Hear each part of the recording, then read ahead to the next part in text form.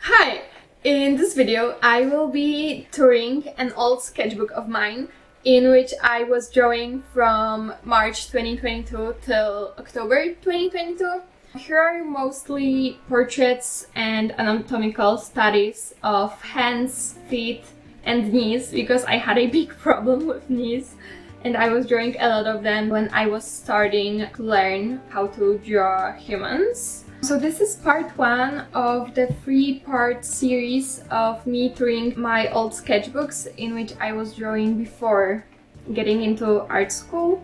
These were purposefully for learning, so there aren't many creative drawings. I mean, in this last sketchbook there are some creative ideas, but in the first two there are just, drawings from observation. So without further ado, let's get into touring!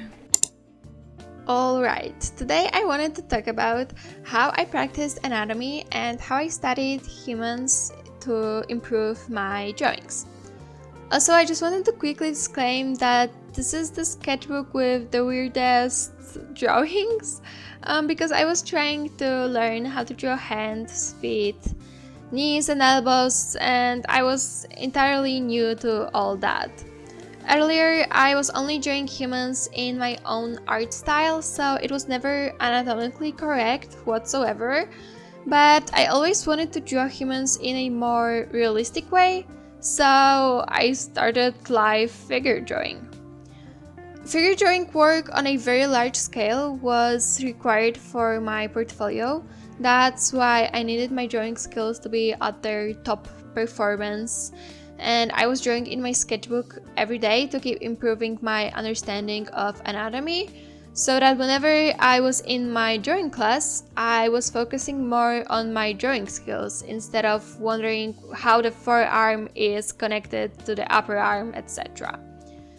I was always drawing from observation because that was the best way to learn how to really see things as they are in real life and not just draw the shortcuts we have in our heads. In my drawing course, we were drawing a model who was sitting for us, and we were drawing this person for a few hours with breaks, of course. And also, live drawing was very important to me for one more reason. For one of my universities, I had an entry exam during which I had 4 hours to complete a drawing of a human from real life. Therefore, from the beginning, I was just practicing drawing from observation. I would ask my parents, my siblings or my friends to sit still for 20 or 30 minutes and let me draw them. It was very difficult at first. Every sketch took me insane amount of time. I was drawing a portrait for 40 minutes or sometimes even longer, and it was terrible. But over time, the more I practiced, the quicker I was drawing. And soon a sketch would take me anywhere from 5 to 10 minutes.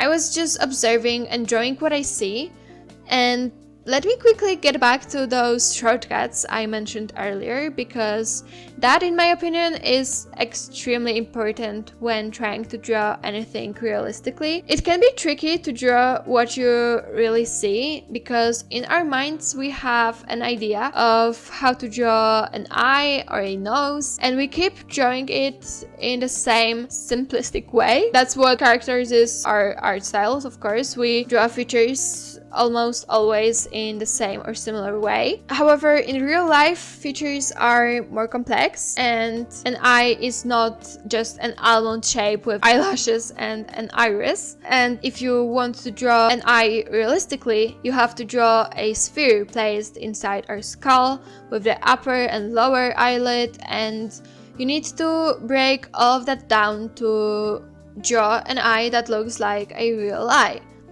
And if you have no idea how to break down features, I highly advise you to check out anatomical pictures that you would see in a biology textbook.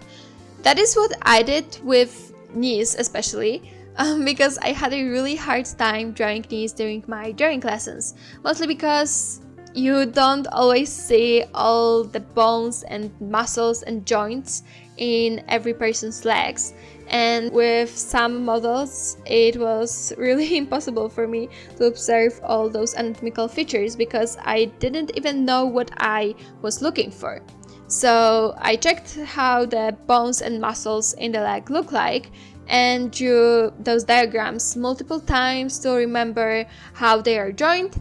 And when I was drawing from observation, I recalled those diagrams and all those anatomical figures I studied and could more easily see the connections between the body parts in real life.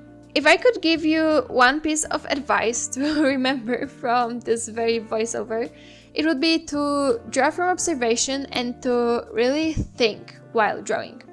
Not only draw mindlessly, but really focus. Break down those features and draw them as 3D shapes and not as flat representations. It takes a long time to learn and practice, and I know you do not always have people to ask to model for you, but you have to ask anyone who is available to you. And if you really do not have anyone, then of course you can draw your own hands and feet, because usually you have them at hand.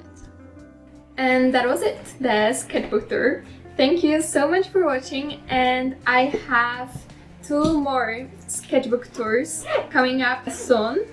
So stay tuned for the next episode of my old sketchbooks tour. And yeah, for now that's it. See you in the next video.